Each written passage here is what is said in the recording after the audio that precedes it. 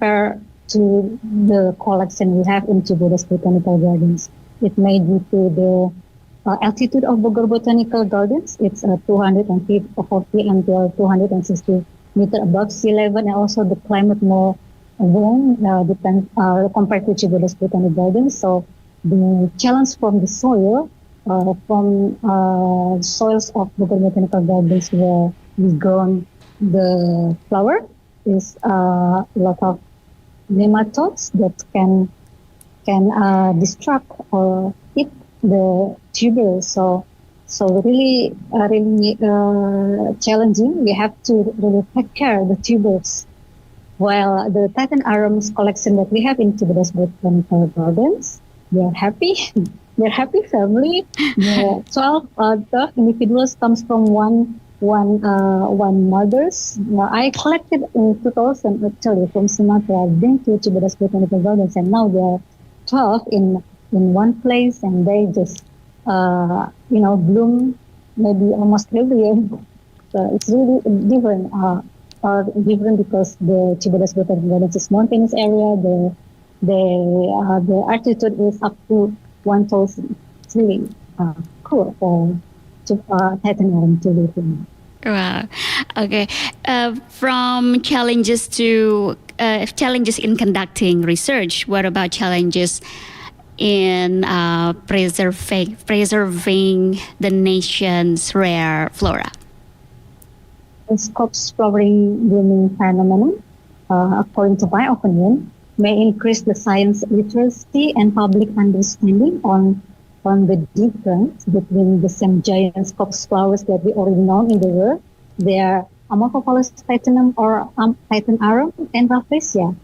They sometimes cannot differentiate. Like flower, of course, flowers, of course. In Bogor Botanical Gardens, the blooms is now Rafflesia. Something like that. So we can provide them the literacy that Amorphophallus titanum has tuber as their life-supporting organ. It has at least 3 phases in its life cycle. It is vegetative phase, dormant phase, and generative phase. Although it is known as the highest inflorescence in the world, as they can reach up to 3 meters or more in nature, actually their female and male flowers are tiny and grouped underneath their sterile stalks. While Rafflesia flower is a parasite, they live in their host called wild pine trees with Tetrastigma species. Okay. And how's the National Research and Innovation Agency view the role of this corpse flower blooming phenomenon in increasing science literacy and public understanding of Indonesian biodiversity? Yeah, so by visiting and seeing and understanding more better on the flowers, so public or communities around the natural habitat, they can really more love their environment and habitat, because when the habitat is degraded, so they can also lead to the decrease on the number of population of the Titan Arum in natural habitat. We really have to preserve the Titan Arum in their natural habitat. And also, we should have work together between ex situ conservation institutions like Bogor Botanical Garden and also the Ministry of Forests, that they preserve the in situ or natural habitat of the biodiversity such as Titan Arum. So people don't need to go to the forest and make degradation more by anthropological factors. But they can come to the botanical gardens or the botanical gardens in Sumatra Islands, the few of botanical gardens there, and they can learn about Amorphophallus titanum in the garden rather than go to the forest without legal permission and make any degradation in their habitat.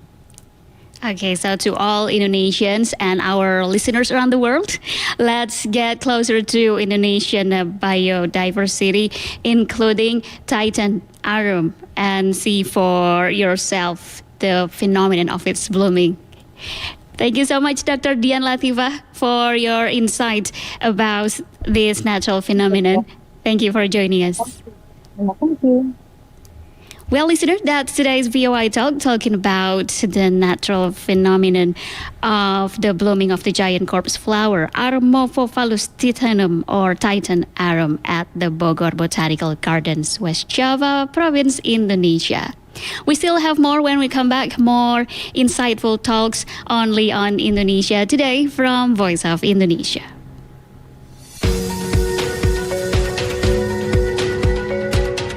Voice of Indonesia, the overseas service of Radio Republic Indonesia, broadcast in 9 language services: English, French, German, Dutch, Spanish, Arabic, Mandarin, Japanese, and Indonesian.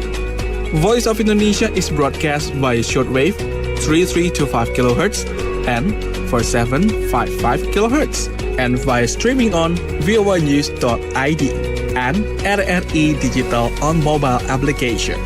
We present various programs for you: Diplomatic Forum, The Session, Indonesian Wonder, Miscellany, Let's Speak Bahasa Indonesia, Indonesian pop and regional songs, international musical entertainment, as well as news and information about Indonesia and abroad. Voice of Indonesia, from Indonesia to the world.